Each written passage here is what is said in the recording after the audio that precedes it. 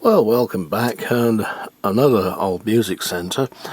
This one's a bit of a cheapie from the Fidelity stable, probably late 70s, very early 80s. It's a Module 4000, and there was a version built that had some rather snazzy LED meters up here as well, but this is the bog standard one. Very, very basic indeed. BSR's last gasp here. You can see there the big old shaded pole motor. They've been faithfully driving their record decks for many years by then. This is probably the last model that this was incorporated in, and it is actually made in Great Britain. After this they went over to the really tinny motorboard one, and then of course the plastic ones, the descendants of which are still used by today's crappophones, need I say more. But this is an idler drive unit. It runs pretty well really, it's no great shakes. These things were sold by Woolworths many moons ago, and they were cheap and cheerful. That's about all you can really say. Quite nice to work on though. It's made to be serviced. There's a few carryovers from the old days. This bridge rectifier, you would find them in some of the old solid state stereograms of years ago. A tiny little smoothing cap there, only 16 volts, 1500 microfarad. And then moving down, you could see that you're dealing with a more modern piece of equipment, because you've got a T-tongue chip there and an NEC chip there, and then we go down here to the power amp, and you can see there's separate amps for each speaker. Little bit of heat sink going on there, not very much really. And then you come to your tape deck. Now the record player won't work at the moment because the cartridge was one of the old Varco ones, and they cost an absolute fortune on eBay nowadays. They cost more than the chap paid for the machine, in fact. But all is not lost, because it's surprising how good some of the better crapophone cartridges can sound. I know the units themselves sound like rubbish for the most part, but that's because the people who make them don't really know how to make a record player. It was all before their time, I suppose, thinking about it logically. So if you go to V Westlife's channel, you can actually see he did an experiment just to see what sort of sound would come out. And yes, it's not as good, needless to say, as a magnetic pickup would be, but it's still tolerable. So that's is likely to be what this ends up with, rather than the old Varco. I've got the Varco one here somewhere. The problem with it is that the little cantilever, which rides on top of the alley stick that the actual stylus is nested in, has broken on one side. So although the little elements inside are alright, and you get a popping sound from both speakers, if you try and play a record, it sounds very much out of balance. And well, it would do, wouldn't it? Because let's face it, only one side is working properly. Now the tape deck here, although it played back reasonably well, it sounded rather muffled, and the usual thing, you can see the original head that came out, 230 ohms indicated on the DC resistance on this. I've replaced it with one that's 215, so it's within tolerance. You should always try to be within tolerance. And yes, there's a nice little groove worn through there. Probably this won't pick it up, I'm afraid. But yeah, so that's had it. Nice new head. But one of the problems was that it was totally deaf. It wouldn't hear anything anymore. It wouldn't record. Now, on opening the unit up, and the beauty of these is they are made to be serviced. It's cheap and cheerful, but it is made to be repaired. I found a bit of steel rod lying in the bottom of the cabinet. There it is. Now that little shepherd's hook thing, that should fit over the end of the record playback switch, and when you press the button down, it moves it downwards, and then the spring pulls it back up. Well, it does if the end of the record playback switch is there. It had broken off. Not fancying trying to super glue the thing back together again, and I couldn't see the rest of it anyway. I've made up another linkage which acts on the other end and has got this thing to record again, we hope. Now, having done all that, I wasn't going to change the head until I was absolutely certain that it was worth doing.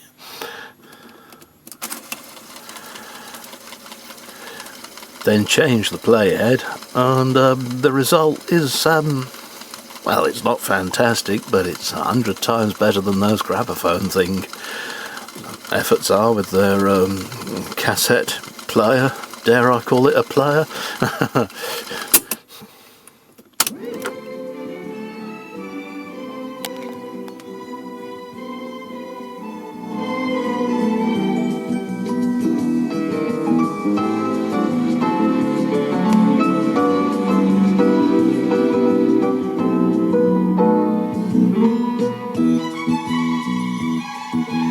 There's a bit of variation on the tone control.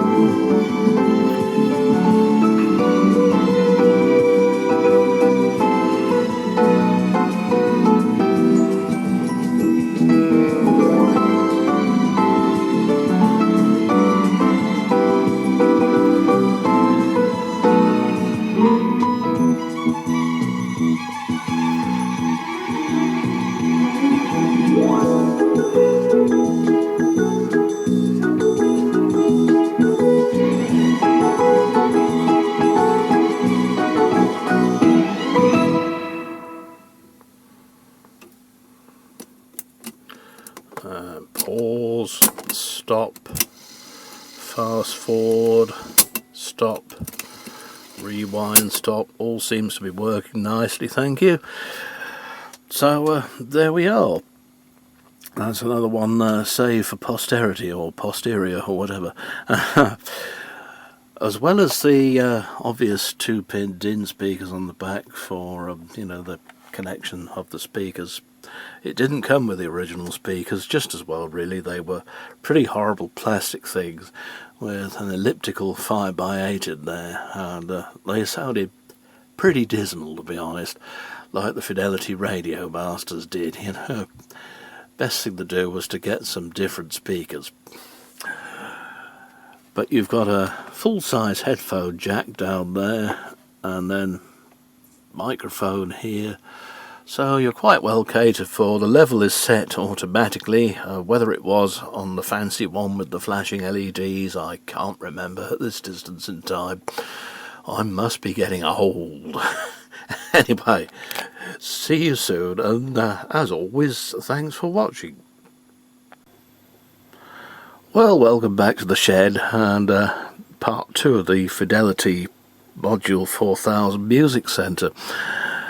Well, having got the thing to record and play back, sometimes the recording switch does stick a bit, and it makes some interesting raspberry sounds when it does that. But you've only got to touch the record button and it shuts it up.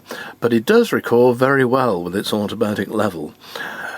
Now, back to the record player.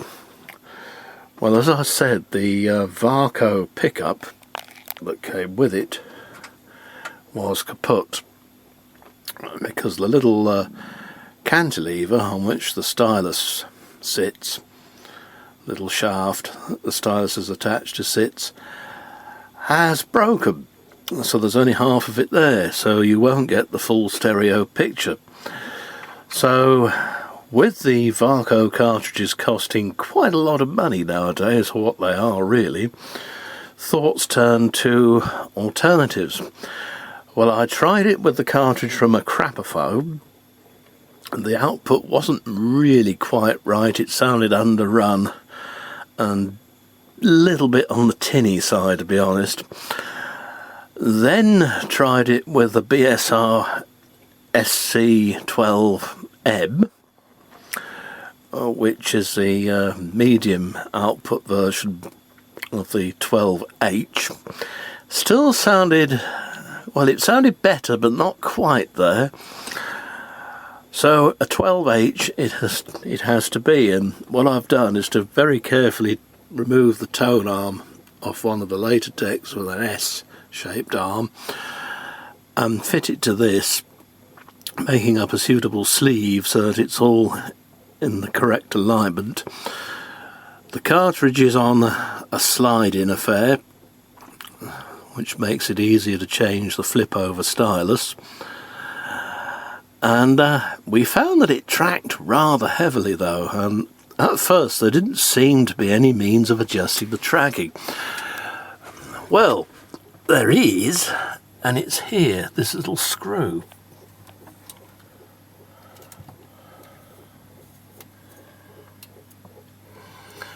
Undoing this allows you to move this chrome plastic casting back and forth, and there is a little bit of a weight in there in the back, but what I've done is to add some lead to that, and you can't see anything at all of it, it's all hidden away so that it looks right. And I suppose if I was a perfectionist, I'd take the arm out and put this underneath again so that it's invisible. That's what foxed me at first. I couldn't see any means of removing the arm at all. It all has to be done starting with the removal of an E-clip under here inside the actual centre itself. Now, having fiddled about some more with the lead, there then came the chance to check the cartridge's pickup tracking pressure or force. Now, got here the little scale, and it's registering 0 at the moment, and if I sit and you see it tracks at 3.26 grams, which actually isn't bad for one of these. And we've tried it playing a record and it sounds very nice. The output is right, the tracking force is low enough so it won't damage the records,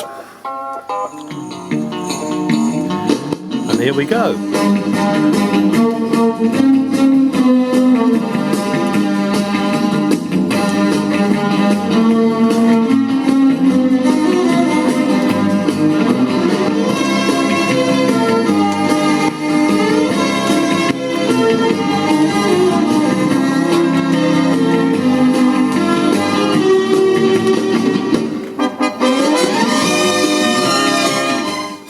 Just turn that off before we get any copyright Nazis whinging on. But you can see it's tracking well within limits, 3.2 whatever it was grams. So it's not going to wear your records out. The tracking can be varied, unlike crapper phones which cannot. What you've got is what you've got. A little bit of ingenuity and a little bit of cobbling things together, and we actually have something that, alright, it's not the best sound in the world, but it does go, and it sounds pretty good, and it'll still be around, I suspect, long after today's crapper phones have all crapped out. Anyway, thanks for watching, and see you soon.